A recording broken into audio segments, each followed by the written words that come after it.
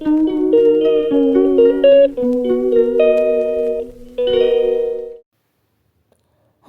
കൃഷ്ണ. സർവം ശ്രീകൃഷ്ണാർപ്പണമസ്തു. ജയ് ശ്രീ രാധേ രാധേ. ഇന്നു മുതൽ നവരാത്രി ആഘോഷങ്ങൾക്ക് തുടക്കം കുറിക്കുകയാണ്. നവരാത്രി ആഘോഷം പ്രധാനമായും തിന്മയുടെ മേൽ നന്മയുടെ വിജയത്തെയും സ്ത്രീശക്തിയെയും പ്രതിനിധീകരിക്കുന്നു.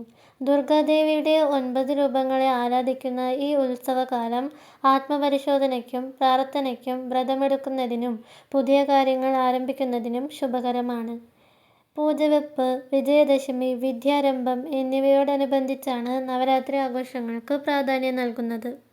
നവരാത്രിയിലെ 9 ദിവസവും ദേവിയുടെ വിവിധ ഭാവങ്ങളായ ദുർഗ, ലക്ഷ്മി, സരസ്വതി എന്നീ ഭഗവതിമാരെ ആരാധിക്കുന്നു. മഹിഷാസുരൻ എന്ന അസുരനെ ദുർഗാദേവി വധിച്ചതിൻ്റെ സ്മരണയാണ് നവരാത്രി.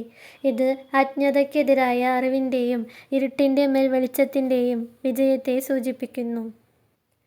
നവരാത്രിയിലെ ആദ്യ 3 ദിവസം പാർവതീദേവിയെയും തുടർന്നുള്ള 3 ദിവസം ലക്ഷ്മി ദേവിയെയും അവസാനത്തെ 3 ദിവസം സരസ്വതി ദേവിയെയും ആരാധിക്കുന്നു. ആദ്യ ദിവസമായ ഇന്ന് ശൈലപുത്രി ദേവിയാണ് ആരാധിക്കുന്നത്. ഹിന്ദു ഇതിഹാസങ്ങളനുസരിച്ച് ദേവി സതിയുടെ അവതാരമായിരുന്നു ശൈലപുത്രി. പർവ്വതങ്ങളുടെ ഭരണാധികാരിയായ ഹിമവത് രാജാവിൻ്റെ മകളായിട്ടാണ് ശൈലപുത്രി ദേവി ജനിക്കുന്നത്. ശൈല എന്നാൽ പർവ്വതമെന്നും പുത്രി എന്നാൽ മകൾ എന്നും അർത്ഥമാക്കുന്നു.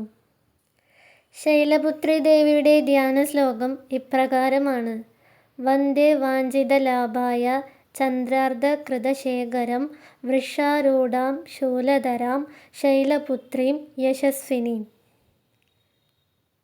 ഇതാണ് ഇന്നത്തെ കഥ. ഹരേ കൃഷ്ണ. സർവം ശ്രീകൃഷ്ണാർപ്പണമസ്തു. ജയ് ശ്രീ രാധേ രാധേ.